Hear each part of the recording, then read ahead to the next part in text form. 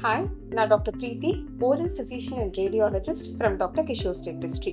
ஒரு regular dental விசிட்ல என்னென்ன நடக்குங்கிறத step by step break down பண்ணி இந்த வீடியோல பார்க்கலாம். ஒரு ரெகுலர் டென்டல் விசிட் ஏன் ரொம்ப இம்பார்ட்டன்ட்னா, ஒரு பிரச்சனையை ஆரம்ப நிலையிலே கண்டறியறதுனால அதுக்கான ட்ரீட்மெண்ட்டும் ரொம்ப எளிமையா இருக்கும். ஒரு ஜென்ரல் டென்டல் விசிட்டை யூஸ்வலா டென்டிஸ்ட் 6 months ஒன்ஸ் ஸ்கெடியூல் பண்ணுவாங்க.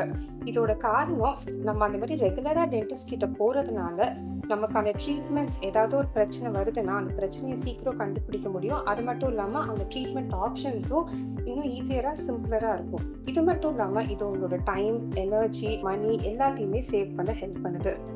இப்போ இந்த ஒரு ரெகுலர் டென்டல் விசிட்ல இருக்கிற ஃபர்ஸ்ட் ஸ்டெப் வந்து ஸ்டார்ட் பண்ணலாம். நம்பர் 1, ஜென்ரலாக நீங்கள் என்ன கம்ப்ளைண்டோட அந்த டென்டிஸ்ட்டை அணுகிறீங்கிறது.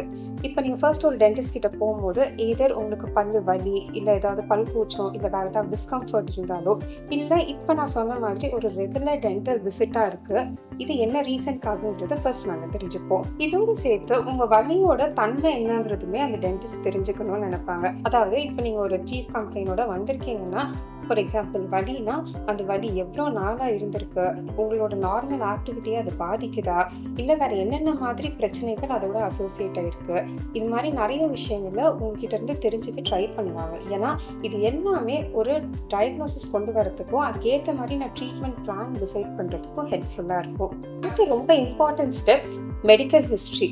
அதாவது நீங்கள் உங்களோட ஜென்ரலாக உங்கள் உடம்புல ஏதாவது பிரச்சனை இருக்கா என்னன்னு ஒரு டென்டிஸ்ட் கேட்டு தெரிஞ்சுப்பாங்க. எனக்கு தெரிஞ்ச நிறைய பேஷண்ட்ஸ் கேட்குற ஒரு காமனான ஒரு கொஸ்டின், ஏன் ஒரு டென்டிஸ்ட் கிட்ட மெடிக்கல் ரிப்போர்ட்ஸ் காமிக்கணும், என்னென்ன மெடிசன்ஸ் எடுத்துக்கணுங்கிறது சொல்லணுங்கிறது. அது என்ன காரணம்னா, இப்போ நம்ம ஜென்ரலாக நம்ம ஹெல்த்தில் வர ஏதோ ஒரு சேஞ்சஸ், இல்லை ஏதோ ஒரு பிரச்சனையாக இருக்குன்னா, ஃபார் எக்ஸாம்பிள் சுகர், பிபி, இல்லை கொலஸ்ட்ரால், இந்த மாதிரி என்ன பிரச்சனையாக இருந்தாலும் இதோட ஏதோ ஒரு இம்பேக்ட் நம்ம வாயில் தெரிய ஆரம்பிக்கும். அதாவது நம்மளோட வாய் ஒரு மிரராக ஒர்க் ஆகுது நம்ம உடம்புக்கு. இந்த காரணத்தினால தான் நம்ம என்ன பிரச்சனை ஜென்ரலாக வந்தாலும் அந்த பிரச்சனை வாயில தெரியறதுனால, இப்போ ஏதோ மாற்றங்கள் வாயில வருதுன்னா எங்களால் ஆரம்ப நிலையில கண்டறிஞ்சு உங்களுக்கு ஏதாவது அதை பற்றி பேச முடியும். அது மட்டும் இல்லாமல் சில நேரங்களில் இந்த பிரச்சனைகளுக்காக நீங்கள் எடுத்துக்கிற மாத்திரையுமே வாயில சில மாற்றங்களை கொண்டு வரலாம். இந்த எல்லா டீட்டெயில்ஸுமே சேகரித்து தான் அடுத்தது நாங்கள் என்ன மாதிரி ட்ரீட்மெண்ட் பிளான் பண்ணுறதுங்கிறதே டிசைட் பண்ணுவோம்.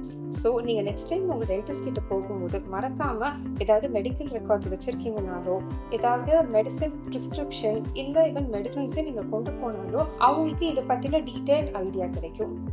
அடுத்தது உங்களோட டென்டல் ஹிஸ்ட்ரி. அதாவது பல்லுக்கு இதுக்கு மட்டும் ட்ரீட்மெண்ட் எடுத்திருக்கீங்களா, இல்லை என்ன மாதிரி ட்ரீட்மெண்ட் எடுத்திருக்கீங்கன்றத தெரிஞ்சுப்பாங்க. உங்களுக்கு என்ன மாதிரி பழக்க வழக்கங்கள் இருக்கு, அதாவது ஏதாவது ஸ்மோக்கிங் இல்லை ட்ரிங்கிங் ஹேபிட் இருக்காங்கிறது கேட்பாங்க. இது ஏன் கேட்குறாங்கன்னா, இப்போ ஸ்மோக் பண்ணும்போது நம்ம வாயில நிறைய மாற்றங்கள் ஏற்படுது. அதாவது பல்லை சுற்றி கரை படிய ஆரம்பிக்கும், நம்ம நம்ம எல்லா பல்லை சுற்றி இருக்கிற எல்லா சாஃப்ட் டிஷ்யூஸ்லையுமே அது புண்ணை உருவாக்க ஆரம்பிக்கும். அதே மாதிரி நிறைய ஆல்கஹாலும் கன்சியூம் பண்ணும்போது நம்ம வாயில் இருக்கிற நிறைய சாஃப்ட் டிஷ்யூஸ் இன்னும் ஈஸியாக டேமேஜ் ஆகிறதுக்கான சான்சஸும் கொஞ்சம் ஜாஸ்தி இருக்குது. இந்த காரணத்துக்காக தான் இந்த மாதிரி ஏதாவது பழக்கங்கள் இருக்கான்றதை கேட்டு தெரிஞ்சுப்பாங்க.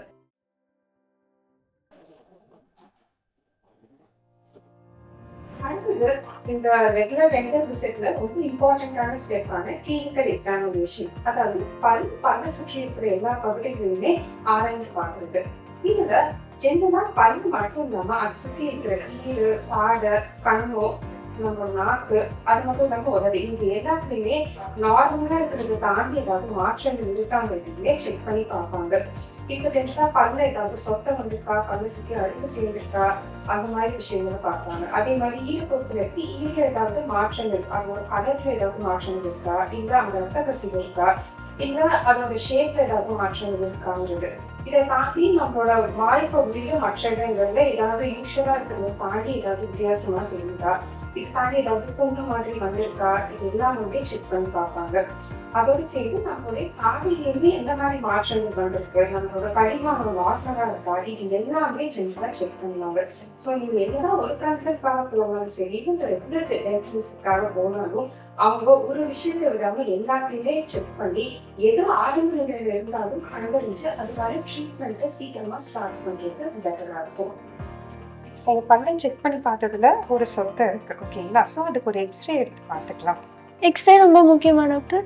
ஆமா, சில நேரங்கள்ல பல்ல சொத்தை பார்க்கறதுக்கு ரொம்ப சின்னதா மேலோட்டமா இருக்கிற மாதிரி தெரியலாம். ஆனால் அது எவ்வளோ ஆழமாக இருக்குங்கிறத கண்டறியறதுக்கு எக்ஸ்ரே எடுக்கிறது ஒரு முக்கியமான டூல்.